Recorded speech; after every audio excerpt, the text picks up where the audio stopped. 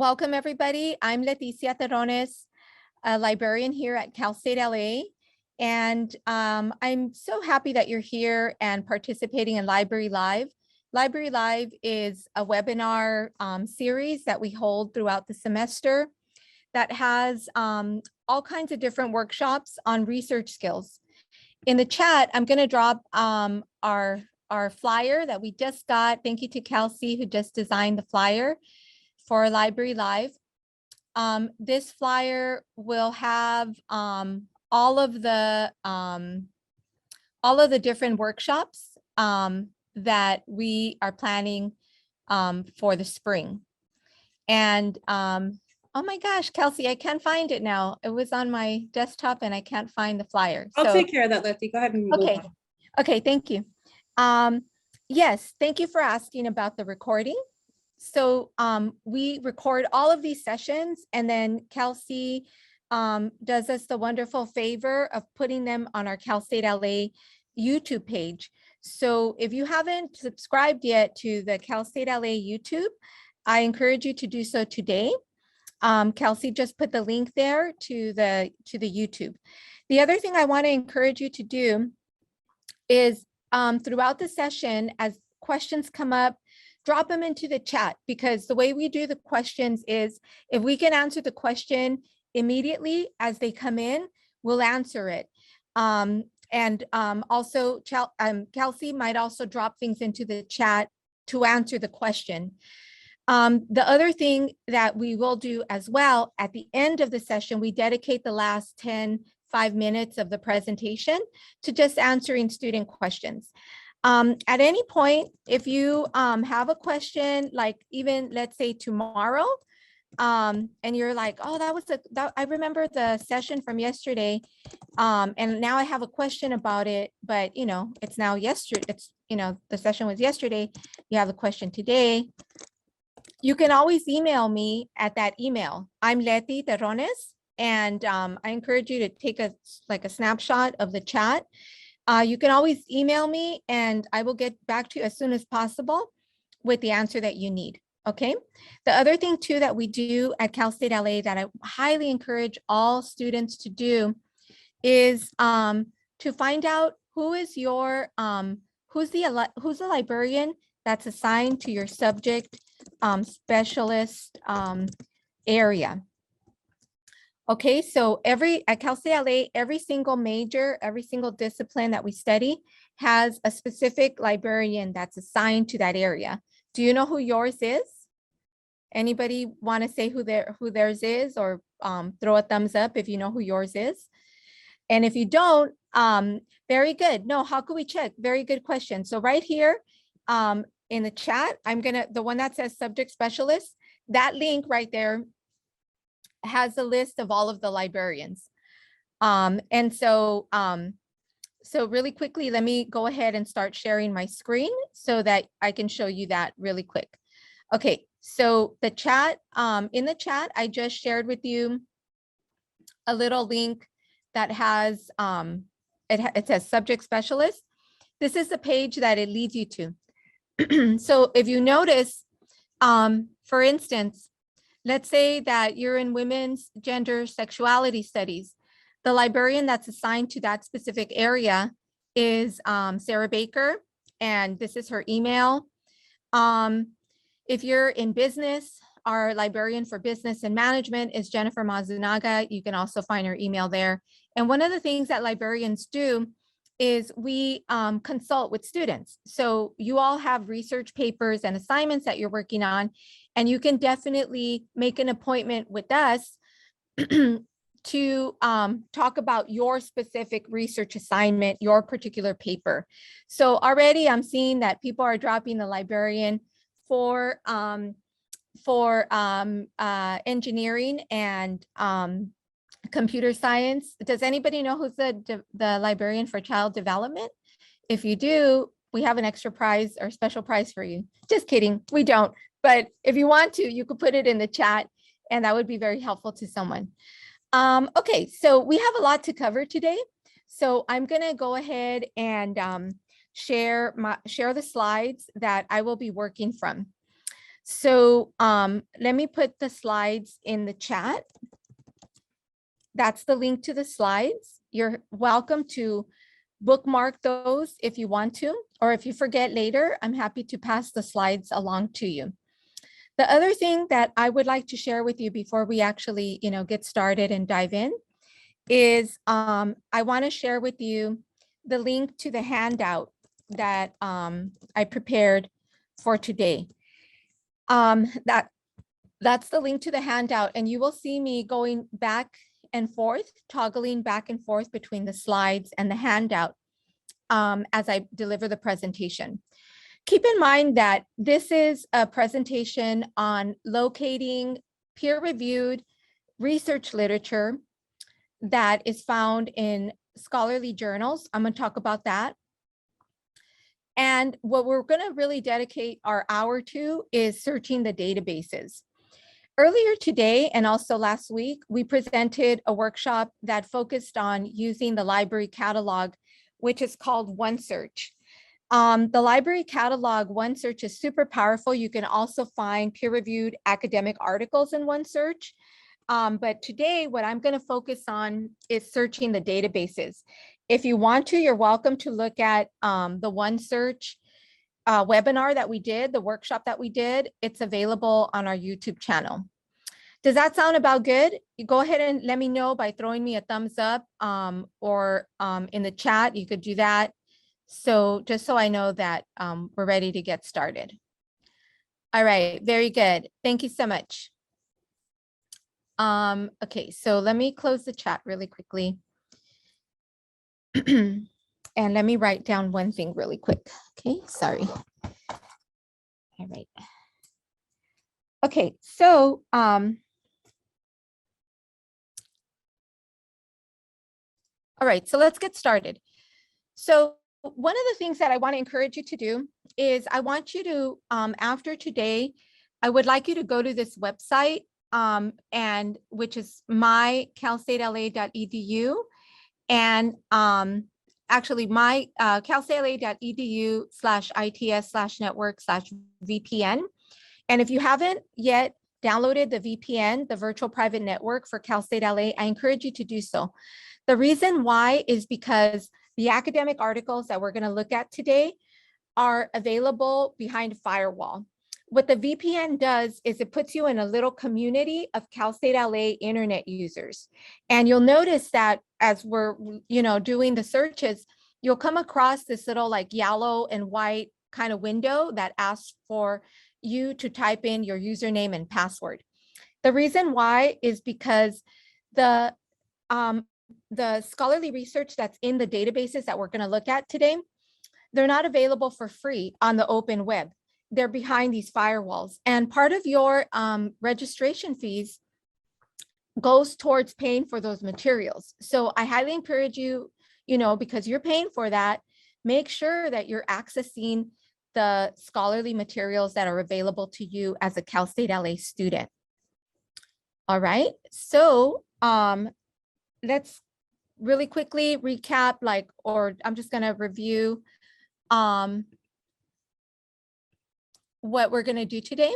And I'm pausing because I'm also admitting new people into the meeting. So in a minute, everybody who's just joining us, what I'm going to also do is share with you the link to the handout that we're using. Okay, so hold on one second. Trying to get rid of these participants, so let's close that. All right, so all right, so we're going to review some basics. I'm going to talk with some detail about the research question. In section 2, we're going to talk about what exactly are peer-reviewed articles and what is scholarly research. What is that? What are methods? These are words you're going to encounter across your whole career here at Cal State LA. If you end up going to graduate school, you're definitely going to be well-versed in what is peer-reviewed scholarly materials, and also what are research methods. And then we're going to close with a discussion about how to use the powerful database filters and how to evaluate what you find by reading abstracts. Okay, one thing to know is that databases are totally different from a Google search. In a Google search, you can type in a whole question. For instance, what is the state of food insecurity for young people in the United States? You could put a question like that. Like if you were just talking in your natural language to your buddy or to your colleague. And Google would be able to sort of understand that. The databases don't operate like that. The databases operate by what is called keyword searching. And your job is to find the vocabulary that's used in your subject discipline and match it to the vocabulary that the database is using to describe those articles. So the other thing too that happens in keyword searching, aside from finding specific vocabulary to describe your topic, is that it's able to connect two or more variables together. The word "and" is sort of like the connector word that does that. The word "or," like for instance, children or youth or teens, the word "or" makes a long string of words that are similar, okay, synonyms. And then those synonyms, you can connect them using "and" to a whole different variable. I'm going to talk a little bit about what are variables, okay? All right, so your job is to find the best keywords that describe the different things that you're looking at, the different variables or factors that you're looking at, and to find really like this sweet spot in the middle that connects those variables. Does that make sense?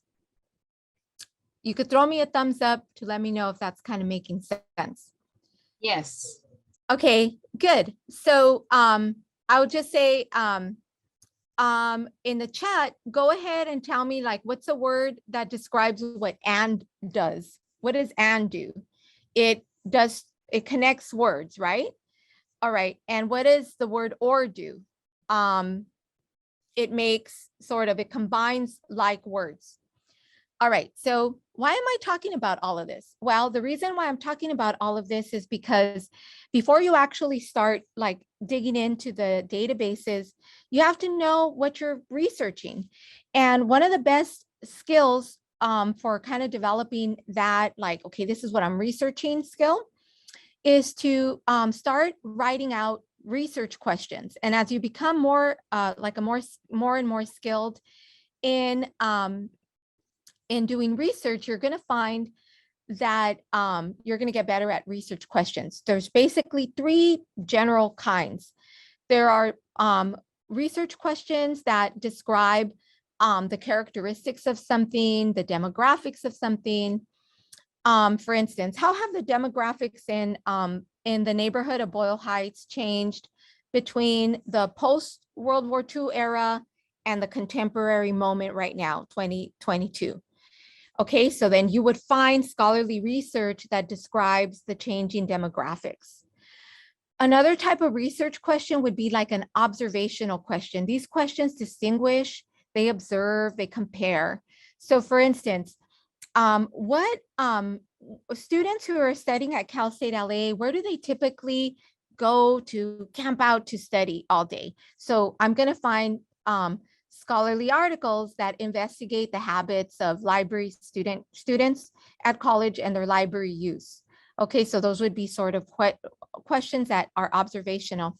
And probably the most common one is this cause and effect one, where you think about how does one variable impact another one? So we're going to talk about that one with a little bit more detail when we look at the handout, because I'm going to use food insecurity as an example. Oh, actually, I have it right here. So like, what role do food programs in school play in promoting healthy nutrition? Okay, so I want to know the cause and effect impact of that food programs have on promoting healthy nutrition. Okay, so when you get these slides later, I encourage you to study these a little bit, because this triangle that you're seeing is what's called the Blooms Taxonomy. It's a very famous triangle that a lot of educators and scholars use to kind of figure out like the degree of critical thinking that you're doing.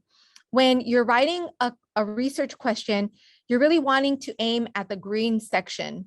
When you're sort of memorizing stuff and learning terms, which is really important, for your discipline, that's the blue part. But when you start forming your research question, you really want to think about like the green sections when you're like critiquing, evaluating, comparing. We'll get into this in a minute. Okay, I want to show you a visual of the differences between scholarly and popular journals. And actually, I brought some journals from home to kind of show you a real world example. All right, so this is a journal that I subscribe to. It's called Chicana Latina Studies, the Journal of Mujeres Activas en Letras y Cambio Social. We actually have a chapter here at Cal State L.A. This is a professional peer-reviewed journal. And every year, MALCS, they publish 2 issues, okay? So let me show you the one from 2020. So in 2020, they published an issue in the fall, and then in the spring, they published another issue. And inside these professional journals are articles where scholars in Chicana and Latina studies, they do research and they publish their findings in this journal. These articles are totally different from the sort of popular articles that you would read in a newspaper or in a magazine or online on the internet. And the thing that distinguishes scholarly literature is what's called the peer review process. You should know that as a question, like if somebody says, what is scholarly literature? How can you tell it's scholarly? The answer is, it's been peer reviewed. What does that mean? Before these articles can actually be published in this journal, for instance, this one is the Journal of Native American and Indigenous Studies Association journal. Before it can get published in this journal, it has to undergo a vetting process, which this image right here is showing.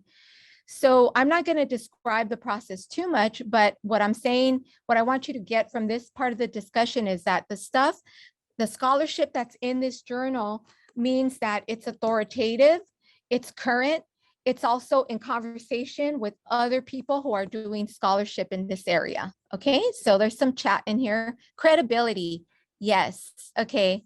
Oh, you're a member. Yeah, Anna, very good. Me too. I'm a member of MALCS. If you want to be a member of MALCS, it's a wonderful organization.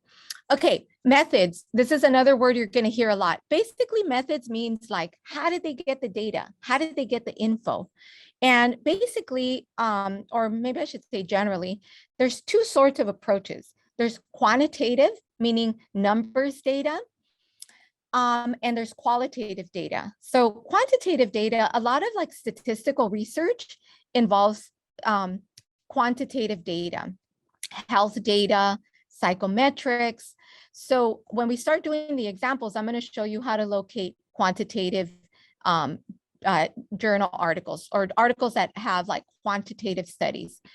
Also, qualitative studies are super important. Qualitative studies, the approach in a qualitative study is that it involves non-numerical data. A lot of times, social scientists, researchers will interview people, or they'll do focus groups, or a lot of people, like people who are trained in the humanities, let's say, we study literature. In my example, for instance, I study picture books, which are books that have a lot of visual images and also a story for little ones. That's actually my research area. So like if you do an oral history with your parents or your grandparents as part of your research, that would be something that qualifies under qualitative data. Oftentimes researchers will have a mix of both. This is a visual of the databases that we're actually going to get into in just a second. So let me go to the next slide. Just to let you know, we have over 300 databases at Cal State L.A. Okay, this is also kind of an image of that breakdown of those keyword terms. Okay, and I think we're almost close to the end of these kind of just sort of basic info about databases. One thing I want to point out to, which I'm going to show a lot in the searches, is here are the limiters. Limiters are so powerful because you can limit to articles that you can see right now in a PDF format. I could read the whole thing in full text. You could also use the limiters to find peer-reviewed articles. You can also use the limiters to locate, to identify like a date range. Okay, so you'll see right here, those are the examples. Okay, I'm going to show you just this visual really quickly is like what you would see when you do an article search. That's that little red and white button. That's the key button that you are wanting to look for full text articles. Okay, I think I'm going to come back to this one, but we're going to talk about this abstract a little bit more towards the end when we talk about evaluating articles, but I wanted to show you when you click on an article, kind of what you're going to see.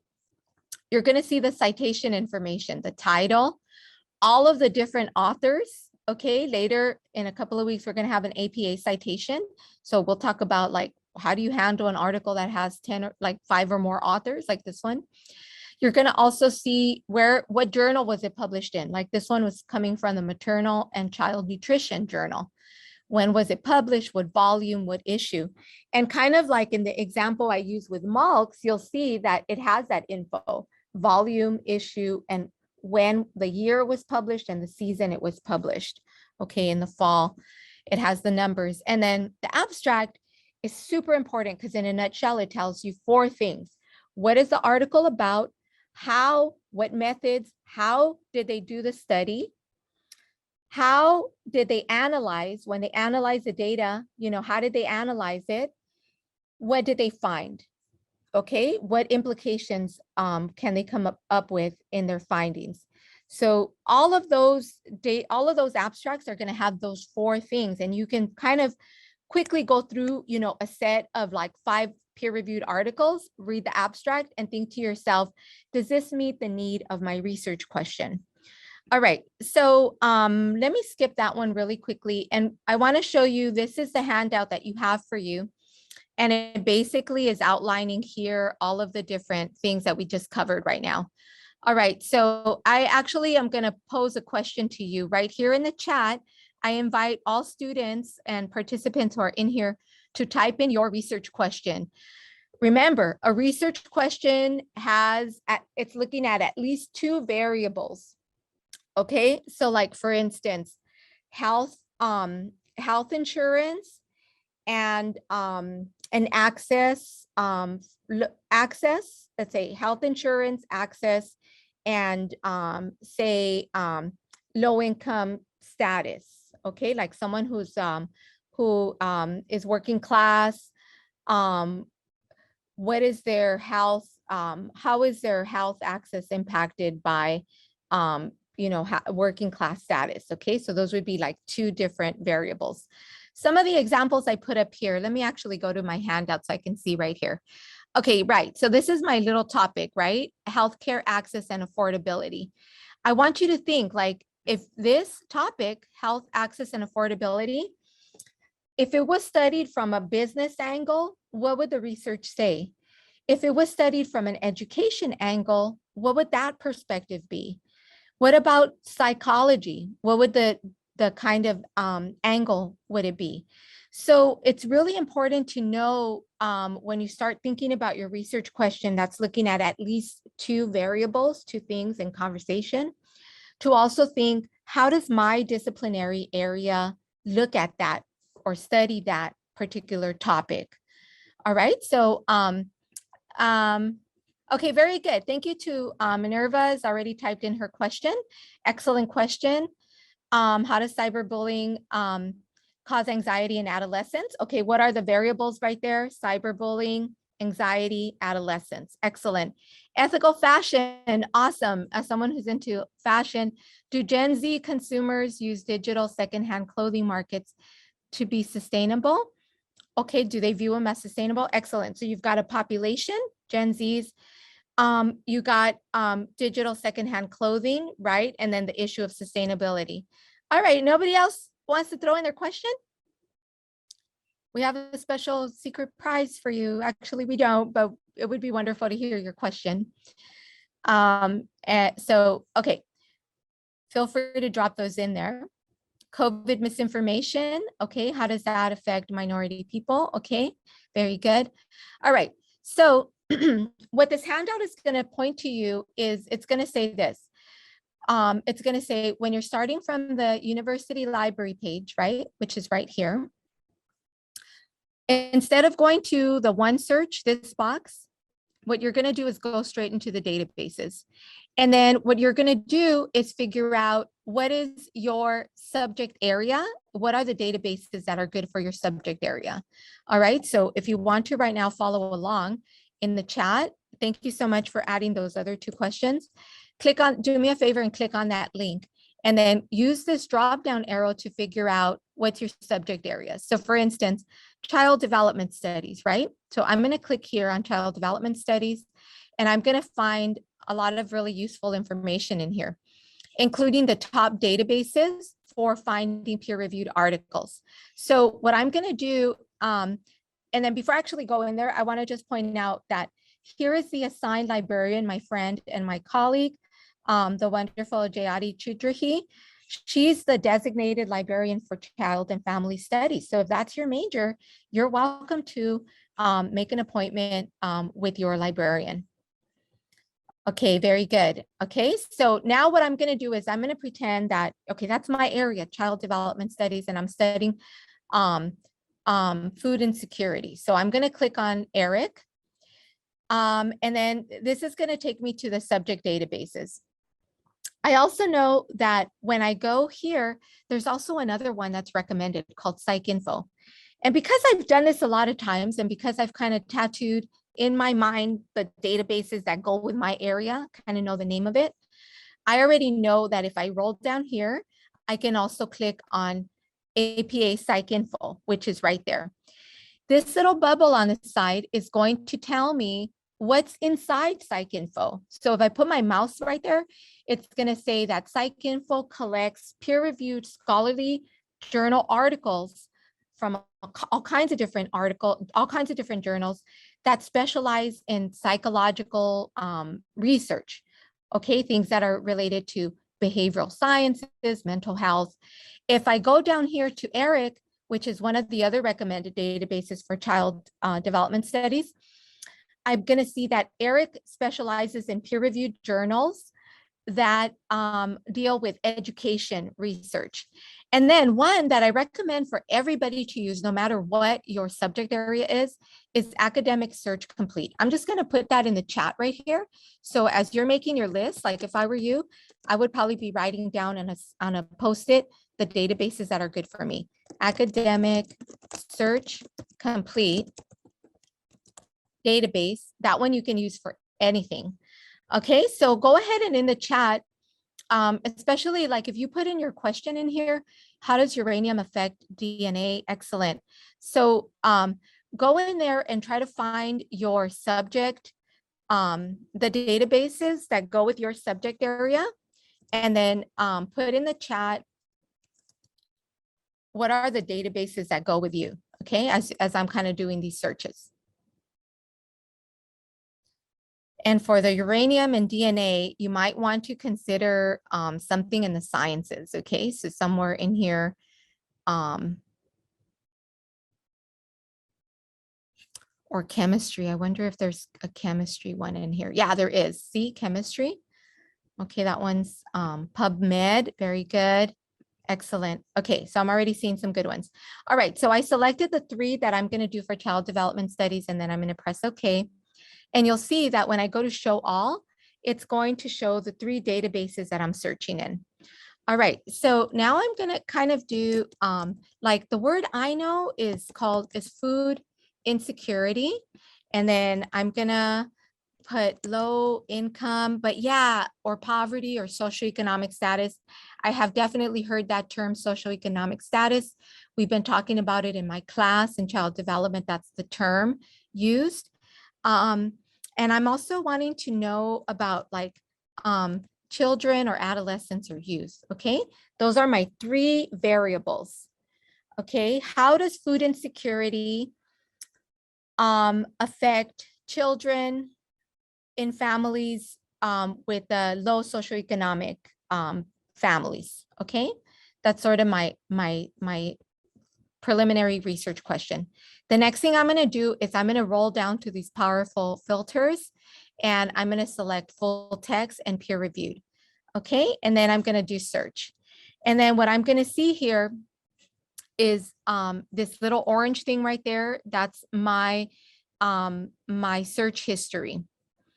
I noticed right away a few things. I noticed that I got 567 hits. Wow, that's good. Okay, but I'm also noticing my professor said we need the last 10 or 5 years of research. So I'm going to put 2015 and then hit enter on my laptop. And that's going to limit me to just the research within the last 10 years. Okay, and I noticed, wow, the numbers already went down significantly. Okay, the next thing that I want to do is I want to continue using these powerful limiters. All right, I want just the academic journal articles. And then one thing that I like to do is I like to go in here under the subject and thesaurus terms, because if I click on the little arrow and I go to show more, it's going to tell me the breakdown of those 300 and whatever articles. 203 of them actually have the word or the term food security stamped in there. And actually, now that I think about it, I had been saying food insecurity, but maybe another word I could use is food security. All right. Okay, how did I get to the database you give to give you the only the search you picked? Minerva, would you like to unmute to just say a little bit more, because I want to make sure I understand. Yeah, I noticed that when you went to the search, if you could go back, I noticed you go all the way up, all the way up. I noticed on top, on the searching, you put Eric, Psych, and how did you get those 3 up there? Excellent question. Right here, it's a teeny tiny button. You see it? Gotcha, okay. Yeah. It's a teeny tiny button, but it's very powerful because this choose databases will allow you to search multiple databases at once. In a minute, I'm going to talk about the pros and cons. Like right now, I'm talking about the pros about searching several databases at once. And in a second, I'm going to talk about in what cases might you want to just search one database at a time. Okay. And if I don't do that, Minerva, please remind me. Say, Letty, you forgot to do that part. Okay. Okay. All right. So excellent question. So here's my search, right? I have my, I'm going to do my full text peer review.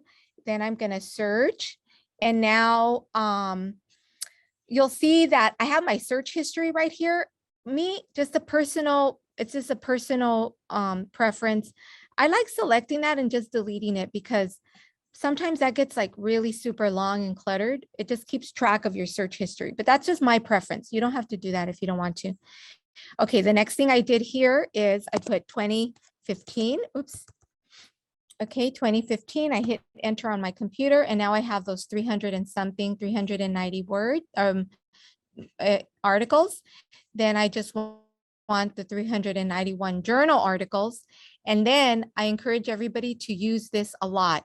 Subject, thesaurus term, show more, because then what it does is, like my professor specifically said, that he wants studies that are quantitative, that involve some sort of numbers data. So right in here, I could actually find the articles that are about food security. And also, for instance, this one, like data analysis, software, maybe questionnaires. This one would also be one of those, or logistical regression analysis. You know, I'm not an expert on all the methods. That would be a question for your professor to say, hey, professor, you know, I was finding an article that was doing a study, the method regressive analysis. Would that qualify as, you know, a quantitative study? That would be when you know, perfect question to ask during your office hours with your professors, which all of you should be doing. Okay, the next thing that I want to do is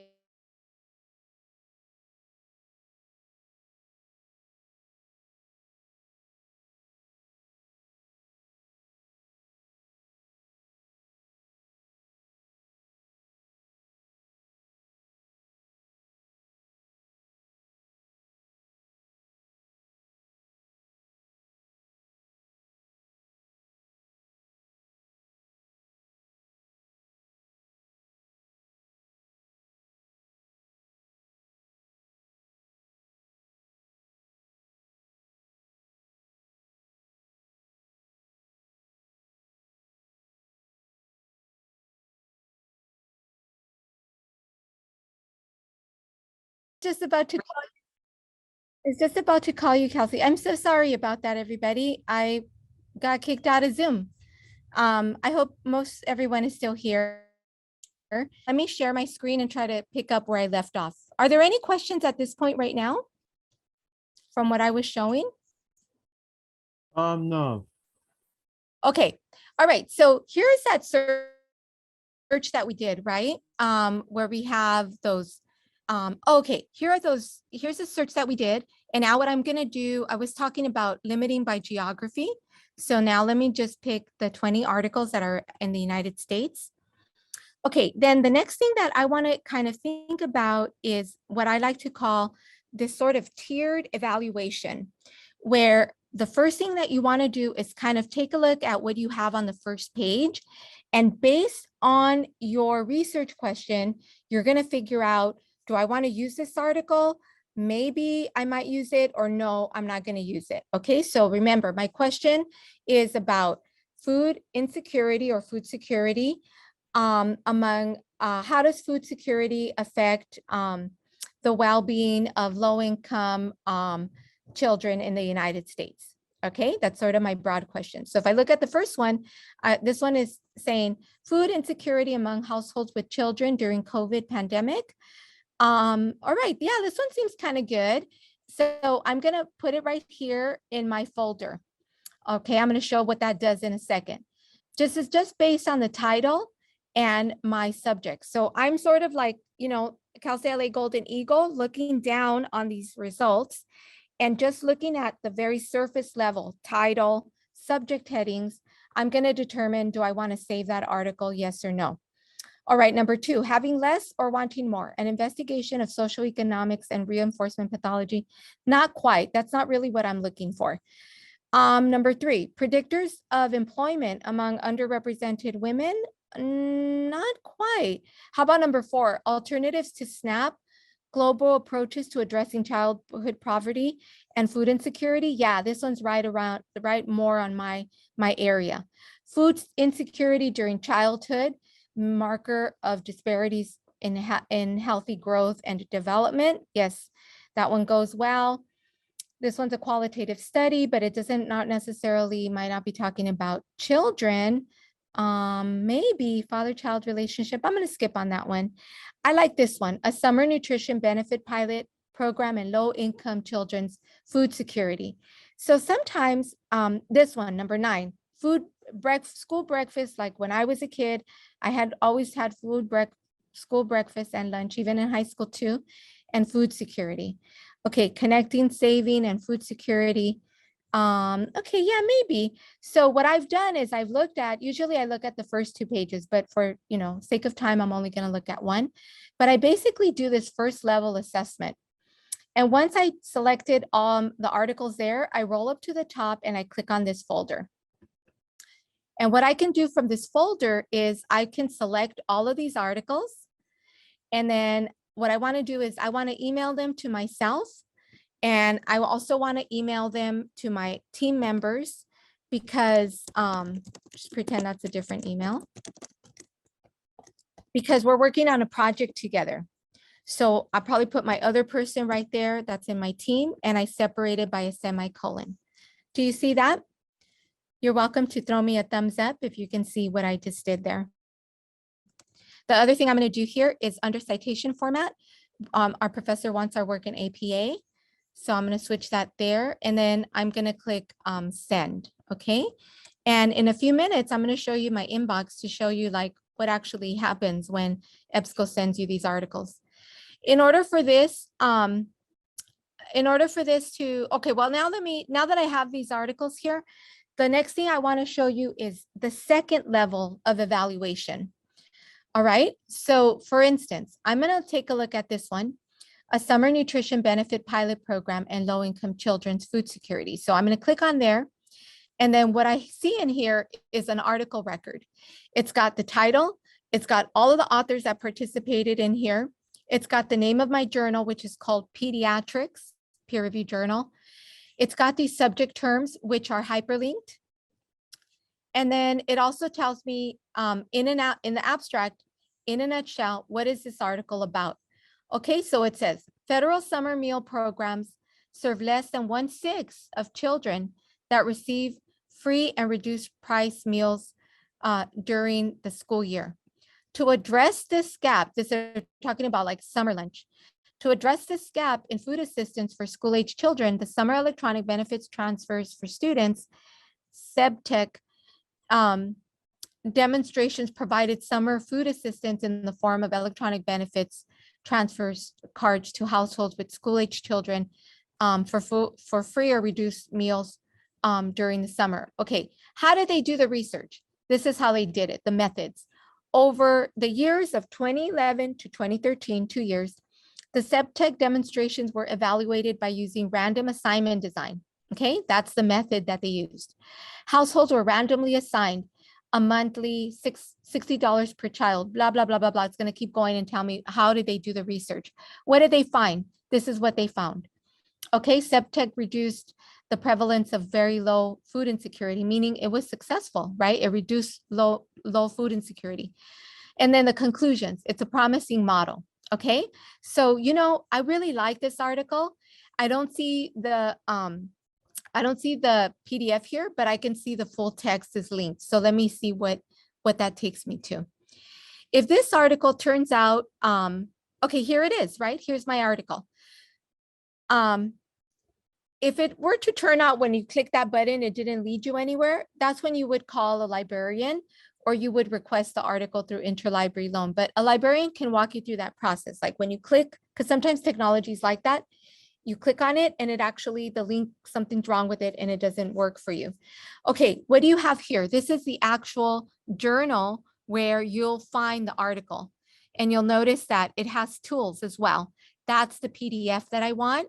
And then what I like to do is I like going back here to the article record and going to the cite tool. Do you see it here? Because what I can do on the cite tool is really quickly copy the whole citation right there. And then now that I'm ready to download it, I'll go here to the arrow, the download arrow. And instead of it being called some random thing, now it's called the title of the article. And then sometimes you'll have to take out like part of it because it doesn't recognize some of it like that. So now it's allowing me to save it. So now when I find this article and I open it in my Adobe Reader, it's not like it's located, it's saved in my desktop and it's saved under something that I can actually understand. Okay, so it's somewhere in here. I think it's this one. Oh no, that's a different one. That's a different article. Okay, so let me take some questions right here. Okay, that's another question I had in regards to getting access. Do you want to ask the question again, Minerva? It's super helpful when like the students on mic, because I'm sure other people are having the same question. Yeah, because when I was going through the database and I will find some articles that looked interesting, I wouldn't find the whole PDF and it would send me to another link to enter my user and password. Mm-hmm. Yeah, that's very typical. So what's going on is that, for instance, let's try this one, okay? Number 2, alternatives to SNAP. When I click on the title of it and I read a little bit more on the abstract, yeah, I want to use this article. Right here, if it doesn't say PDF, it'll either say HTML, meaning you could read it in full text. But if you don't click full text on your limiters that I showed you earlier, the filters, you'll get just the citation to the article, meaning that it could be that you have to click a second button to see if the actual article is here. I'm gonna show an example of that. Okay, so here's the PDF. I click on the PDF. And then sometimes it does this where it just leads me directly to the PDF. Here it is. Okay. But let's kind of go back. Let's go back on this search. Okay. And sorry, Letty. So I do have to go through the filter thing on EBSCO? Yes. Okay. So what I'm going to do again is from here, this time around, I'm gonna I'm gonna leave this blank. I'm gonna take out the full text. I'm gonna leave that blank, okay? So last time we checked it off, right? When you check it off, you're gonna get the PDF. This time around, you'll notice that there's all of these yellow buttons that say find it. Yeah. Okay. Oh, This is what you do. You click on find it, and then you're gonna get two things, two options. Either we have it, which it's gonna take you directly to here it is. Okay, Yeah. here's your article. Right here looks different, but you see that's the download PDF button. That's the one that you want. right. Or you might, and here's your article, or you might get another one. And I don't know which one of these has it, but I'm gonna just try to take a guess, okay? You might get one where if you click on find it, we might not have it. And so if we don't have it in our collection, what you can do is request it through a system called Interlibrary Loan. Okay, and then Kelsey, if you could do me a big favor and put the link to Interlibrary Loan in the chat. Okay, thank you. And then I'll show you, this one is not Interlibrary Loan though. How do I know? Because it's telling me right here, full text availability, science. Yeah. This is why it's so critical to work with the databases a lot, because then you're gonna kind of know like, okay, you're gonna know where to look for things, you know? Okay, but what if it happens that, you know, that's the case. It says we don't have it. We don't have that article. What do you do? Okay, so what you do is, this is the link that Kelsey dropped in the chat right now. You under the regular web page for the library, calstatela.edu/library, under here, services, you're gonna go to Interlibrary Loan and CSU Plus. If you click there, the first time that you request an interlibrary loan, you're gonna need to register. Okay, so this is giving you all the info for interlibrary loan. And then, okay, here it's so tiny. Here it is. First time users register here. And what you'll do is click there. You only have to do this once throughout your whole career at Cal State L.A. And then you click in here as a full-time register, fill out this form. Okay, I'm gonna try to attempt to log into mine right now. Hopefully I know what my login is that way. Okay, Alterone. Fingers crossed. I hope okay, I remembered it, right? Okay, that's my password. I did the right password. Okay, so this is what Interlibrary Loan looks like. And when you request an article through Interlibrary Loan Minerva, they're gonna send you an email, our Interlibrary Loan office, which is actually located right behind the circulation desk as you come in the first floor of the library. They're gonna send you an email directly to say, the article that you requested is now available for download. When you get that email, you're gonna go into your Interlibrary Loan account right here, go to electronically received articles, and it will be right here in your queue in a PDF form. So the way that works is that we, Cal State LA, have reciprocity with other libraries, other research libraries, and things that we don't have here, we're able to request them because we collaborate with them. Does that make sense? Yes. And then they will do the job of like scanning the article, putting it in a PDF, and then you'll be able to request it. Okay, let me just try one last random. I'm sorry I can't find a good example of that. This is another one where you would click the link to actually get the PDF for your article. Okay, I want to cover a couple of more things before we move into the questions, okay? Because we are kind of approaching our time. All right, so earlier I had discussed, okay, how to do a search when you're doing like a search in all of these databases, right?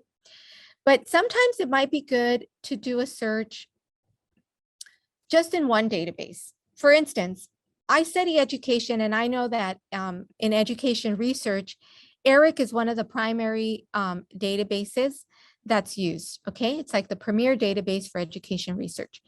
So I'm going to click in here. Oops, I'm going to click in here where it says ERIC. And I'm gonna click there. But I also know that our professor told us that when we're looking for peer-reviewed articles for education research, that we should also be looking at APA Psycinfo. But right now, I'm only gonna look for ERIC because what I'm gonna look for is food security or food insecurity. Okay, children. Okay, and then I'm going to put right here academic performance, academic achievement. Yeah, it could be any of these, but I'm not really sure. I'm going to put academic success. Okay, now I'm going to do my search, and then keep in mind that I'm going to look for my peer-reviewed articles, right? It's going to kick out all the magazine articles. I want to do like the last 15 years of research. And I'm not going to click off full text because there might be some articles that I need that might be like in Interlibrary Loan. Very good, Dionora. Right, whenever you get asked to pay for an article, don't pay for it. Request it through Interlibrary Loan. This is a free service to you as academics, as scholars at Cal State L.A. So make sure if you're doing searches in Google Scholar or somewhere on the web and you're prompted to pay, don't pay. Check to see if we have it at Cal State L.A. Check with the librarian if you can't find it on your own. And then if we need to, we'll order it for free through Library Loan, Interlibrary Loan. Okay, so here's my here's one, and this one is how interesting. Okay, food insecurity in indigenous and northern communities. One of the things I'm going to do here, two things I want to show you is I want to show you that each of these subject terms or descriptors are hyperlinked. Okay, so like for instance, if I'm looking at academic achievement, I can click there and it's going to find all the articles, almost 100,000 articles that now I'm going to limit to peer reviewed that are inside of ERIC that deal with academic achievement. But as you already know, you need at least two variables, right, to kind of put together. Because when you do a search on academic achievement, you're going to get as it relates to technology, as it relates to STEM, as it relates to COVID, as it relates to academic cheating, right? So it's all of these different sorts of things. So you need to add in here low income children. Okay, that's just sort of the, sort of going from my experience growing up, children. Okay, and then search. What is the academic literature on this area? Okay, so then instead of 100,000, I still have a lot, 1,000. Okay, so I wanted to show you that they're hyperlinked. The other thing I want to show you, which is a little bit advanced in ERIC, is this Thesaurus feature. In the very beginning, we talked about how there's a difference between a Google search that uses just your natural language. You could type any question in Google, something will come out. In ERIC, it doesn't work that way. And the other databases like Psycinfo doesn't work that way.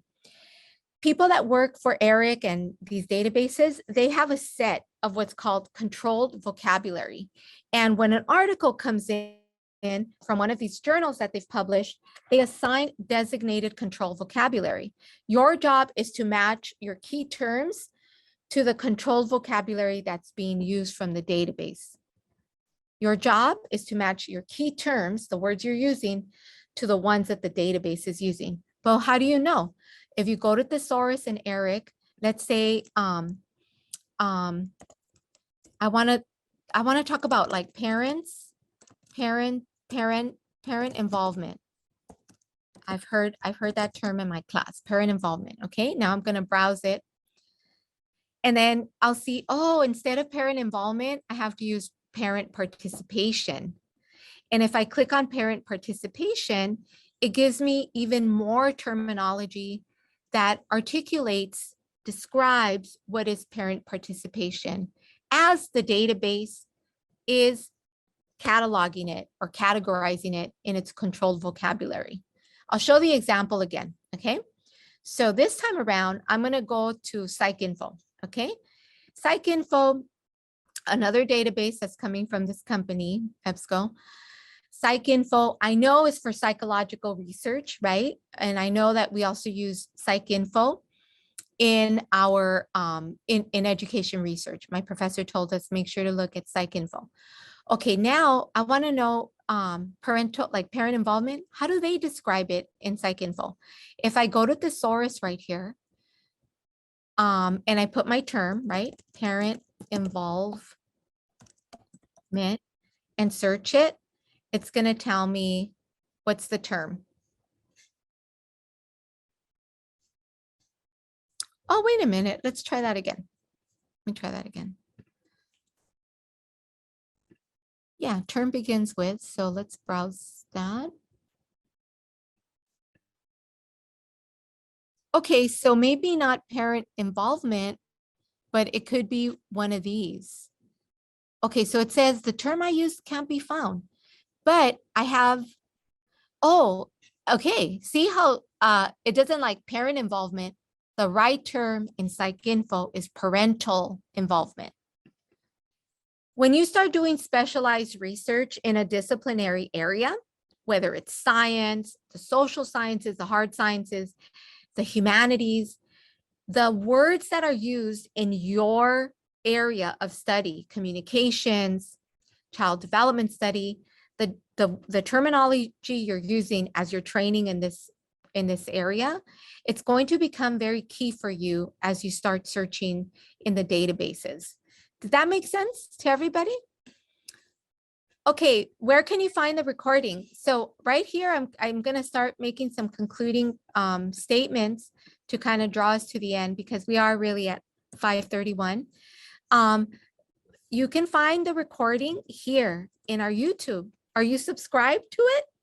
Because that's where we keep all of the best recordings for the library.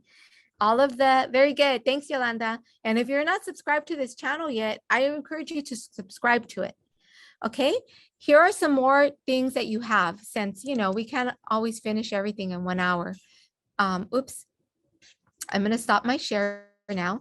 I'm also happy to stay on for a few minutes if you have any questions. That is the link to the Google Slides that I used. Also, this is the link to the handout that I used. And at any point, if you have a question, just send me an email and say, hi, Letty, I was in your workshop and this part, I kind of got it, but I didn't really get it. No problem. That's why I'm here. That's my main responsibility as a librarian to help you. So here is my email, alterone@Cal State L.A.edu. And I encourage you to take a picture of that. You could always email me and then we can take it from there.